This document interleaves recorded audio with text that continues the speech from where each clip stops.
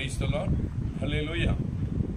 இறைவாக்கினர் எசேயாவின் புத்தகம் அதிகாரம் 65 இறை திருவசனம் 21, 22. அவர்கள் வீடு கட்டி அங்கு குடியிருப்பார்கள், திராட்சை நட்டு அதன் கனிகளை உண்பார்கள். வேறொருவர் குடியிருக்க அவர்கள் கட்டுவதில்லை, மற்றொருவர் உண்ண அவர்கள் நடுவதில்லை. மரங்களின் வாழ்நாள் போன்றே என் மக்களின் வாழ்நாளும் இருக்கும். அன்புக்குரியவர்களே, ஆண்டவருடைய ஆசீர்வாதத்தை முழுமையாக பெற்றுக்கொண்ட ஒவ்வொருவரும் வார்த்தையை வாழ்வாக்குவார்கள், வார்த்தையை உணர்ந்து கொள்வார்கள். ஆண்டவருடைய வார்த்தையிலே அவர் தமக்கு பிரியமானவர்களுக்கு என்று வைத்திருக்கிற ஆசீர்வாதத்தை அவர்கள் மட்டுமே பெற்று மகிழ வேண்டும் என்பது இறை திட்டமாயிருக்கிறது, இறை திருவுளமாயிருக்கிறது.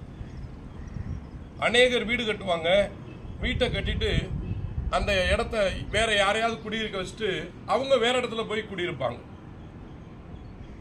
இது ஆண்டவருடைய ஆசி பெற்றவர்களுக்கான செயல் அல்ல. ஆனால் அன்புக்குரியவர்களே, ஆண்டவர் உங்களுக்கு வீட்டை கட்டினால் அந்த வீட்டிலே நீங்கள் குடியிருக்க வேண்டும்.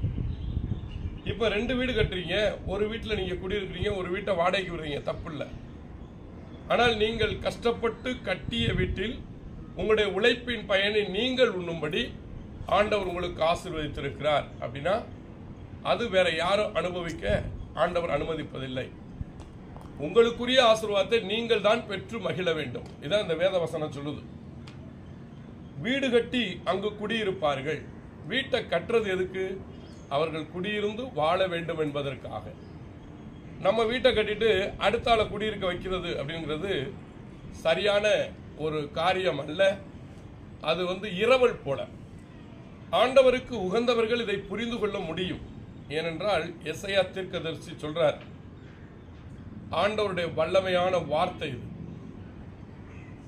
இன்னைக்கு இஸ்ரேல் மக்கள் பல நேரங்களில் பாவம் செய்து அவங்க கட்டின வீட்டில் அவங்க குடியிருக்க முடியாதபடி அமலேக்கியர்கள், பெலிஸ்தியர்கள் போர் புரிந்து அந்த இடங்களெல்லாம் தீக்கிரையாக்கி அந்த வீடுகளில் குடியிருப்பாரற்ற நிலையாய் இருந்த காலம் ஒன்று உண்டு. ஆனால் ஆண்டவர் அவர்களுக்கு ஆசி வழங்கி அவர்களுக்கு வீடு கட்ட ஆசி வழங்கினதுக்கு பிறகு அவர்கள் வீடு கட்டி முடிச்ச உடனே அவர்கள் அங்கே குடியிருப்பார்கள் என்று ஆண்டவருடைய வார்த்தை சொல்லுகிறது. அவர்களுடைய வாழ்க்கை எப்படி இருக்குமா? இப்ப மரத்தினுடைய ஆயுள் எத்தனை ஆண்டுகள்? ஒரு நல்ல மரம் நல்ல பூத்து குலுங்கி நல்லா செழிப்பா வாழுது, அது 100 ஆண்டுகளை தாண்டி இருக்கிறது. அதே போல பிறந்தாங்க, ஆண்டவருடைய ஆசி பெற்றவர்களாய் அப்படின்னு சொல்லும்போது பிறந்தாங்க, வளர்ந்தாங்க, 20 வயசுல செத்து போயிட்டாங்க, 35 வயசுல செத்து போயிட்டாங்க. இல்ல, மரங்களைப் போலவே அவர்களுடைய வாழ்நாள். அந்த மரம் வளர்ந்து செழிப்புற்று இருக்கிறது போல இவங்களும் ஆண்டவருடைய பிள்ளைகளும் நீடிய வாழ்வு வாழ்வார்கள். இதுதான் ஆண்டவருடைய கட்டளை.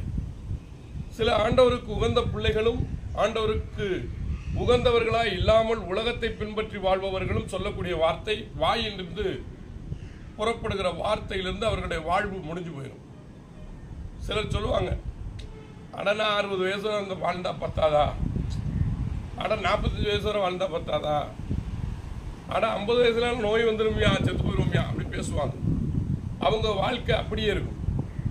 ஆனால் ஆண்டவரை சார்ந்து இருப்பவர்கள், ஆண்டவரே உமது விருப்பத்தின்படி என்னை வாழ வைப்பீராக, ஆண்டவர் எப்பொழுது என்னை அழைக்கிறாரோ அப்பொழுது நான் கடந்து செல்வேன் என்று தன் மனக்கண்களுக்குள்ளே சொல்லுவார்கள், பிறரிடம் அறிக்கையிடுவார்கள். அவர்கள் வாழ்வு அதே போலவே இருக்கும். நம்முடைய ஆண்டவர் இயேசுவை சாவு நெருங்கவில்லை.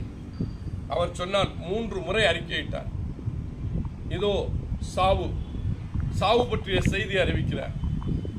நான் காட்டிக் கொடுக்கப்படுவேன், மரிப்பேன், மரித்த 3ஆம் நாள் உயிர்ப்பேன் என்று இறைவாக்காக சொல்லுகிறார். அது நிறைவேறியது. அன்பானவர்களே, சகல புனிதர்களுடைய ஆன்மா இன்னைக்கு தேவசகாய பிள்ளை மாமூல் அடிக்கிறேன். தேவசகாய பிள்ளைய சுட்டார்கள், அவர் மேல் குண்டு பாயவில்லை. அவர்கள் பயந்தார்கள், அரசர் எங்களை தொலைத்து விடுவார், தேவசகாயம் பிள்ளையே நாங்க என்ன பண்ணுவோம் அப்படின்னு கேட்கிறாங்க. அப்ப தேவசகாயம் பிள்ளை ஆண்டவரிடத்தில் ஜெபித்து விட்டு சரி சுடுங்கள் என்றார். உடனே அவர்கள் சுட அந்த குண்டு அவர் மேல் பாய்ந்தது. புனித அருளானந்தரை பட்டயத்தை வைத்து வெட்ட முயன்றார்கள். இருமுறை வெட்ட முயன்ற பொழுதும் வெட்ட முடியவில்லை.